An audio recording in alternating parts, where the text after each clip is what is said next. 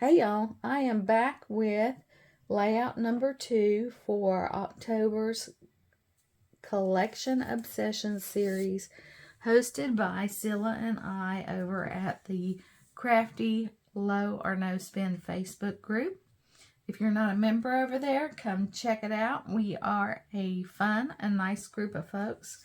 So for this month, I am using Photoplays Tula and Norbit Sweet as Honey, and it is by Becky Moore. I had to read this little bitty name on the bottom of that branding strip. So I am basing it off of a sketch by Scrapbook Generation, and it's paid content, so I cannot show the sketch, but this kind of reminded me of something, so I wanted to hop on and talk about it for a minute. But this is actually the right hand side of a sketch of a 2-page layout, where the left hand side had a bunch of striped vertical banners with photos lined up across, and then the right side is the side that I'm doing, which was, you know, a little bit simpler, not as decorative. But I thought it solved a problem of the horizontal and vertical photos, because they had a cute layout using the exact amount of photos that I wanted to scrapbook. And the other thing I wanted to mention and talk about, which I don't do, but a lot of people do this with their scraps or collections, leftovers, or page kits, is they will make a base page. And a base page is basically a foundation for a scrapbook layout. And when I started putting this together, I thought, well, that is a cute design for a foundation or a base page. And even though the design, the layout is going to be pretty simple, it doesn't look pretty simple because of the busyness of this background paper.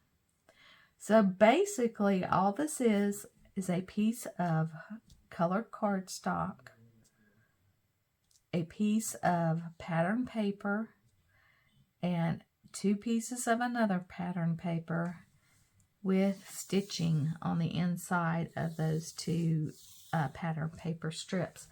And that is it. So I thought I would share that for those of you who like base pages. I thought this was a great idea for that.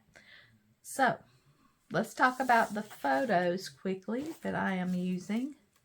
And here is my photos that I'm using. And this is a couple of, these are a couple of goats that we recently purchased for our property. They are very good grazers, and they will do a lot of clearing. Anything that they can reach, they'll basically eat it. So you really can't have them, you know, around stuff you don't want eaten, because they'll eat it all. But I had this excuse me, photo of us when we went to get them.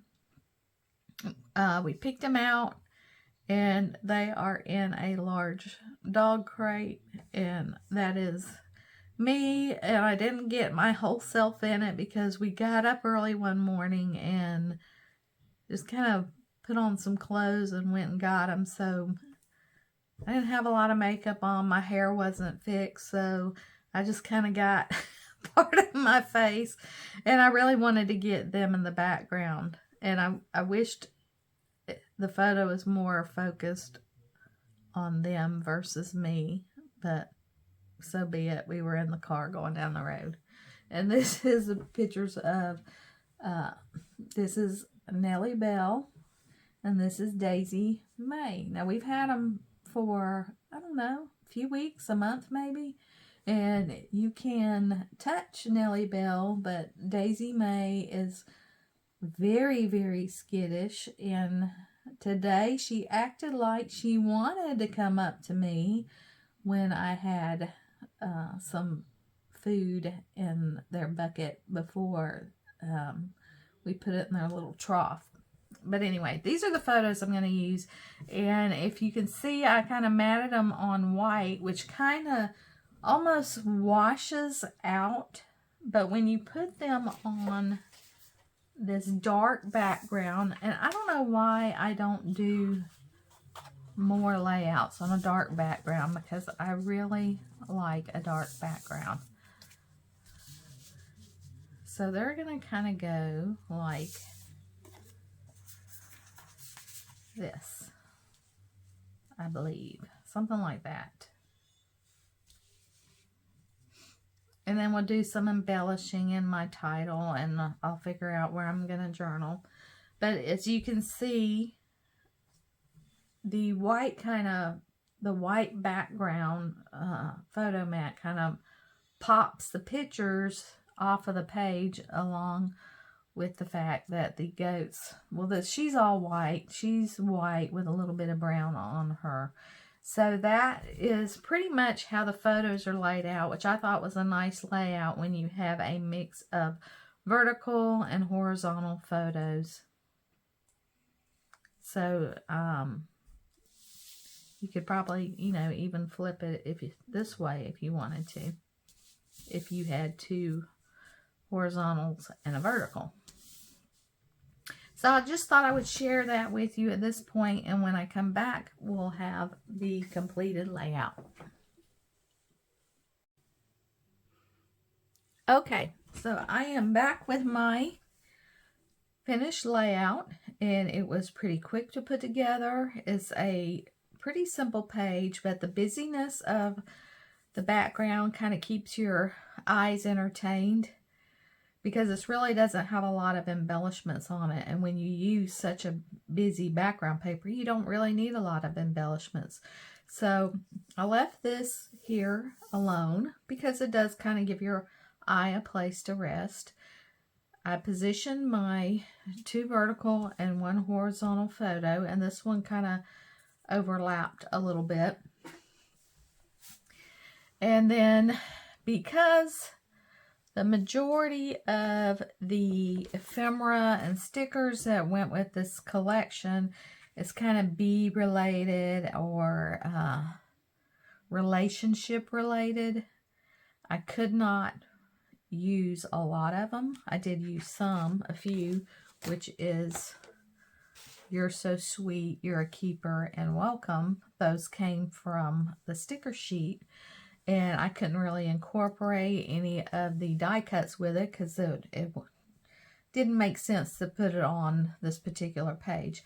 So I did do some deep stash diving, and I had used some Prima little florals on my first layout. So I went back to them again because I ran across these in one of my color drawers, and they have a little bit of green in them, so I thought that would be perfect. And so I just did 3 little embellishment clusters, and they're pretty much the same. I did the bigger Prima flower, this little yellow one with a little black dot, and a Prima leaf.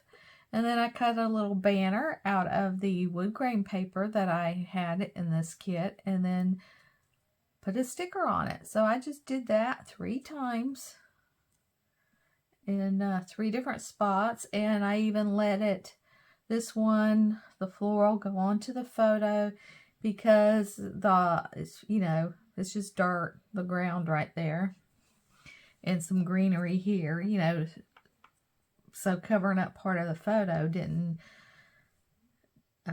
take away from the photo or the story.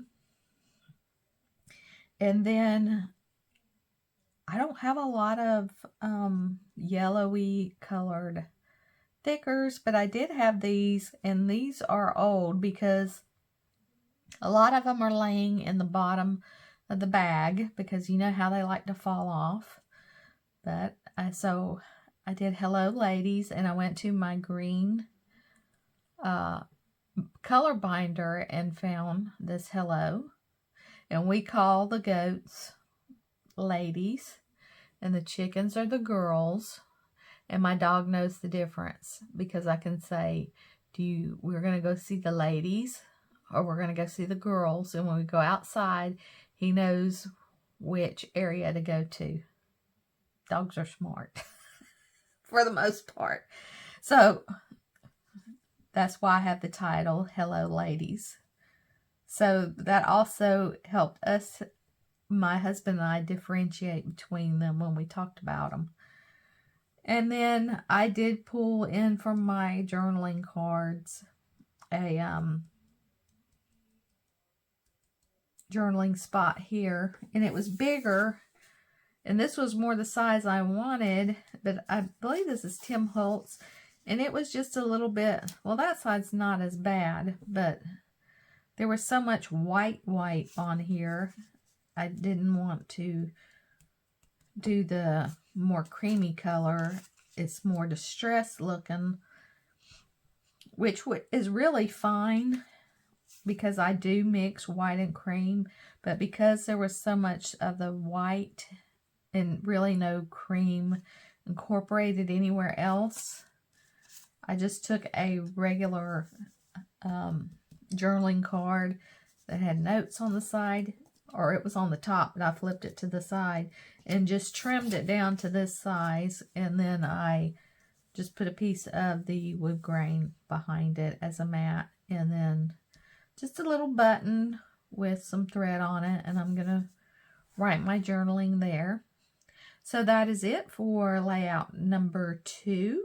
Make sure you check out the links below of all the other ladies that are playing along with Collection Obsession. There are some YouTube links and also Instagram links, so check it out. We'll see you next time. Bye.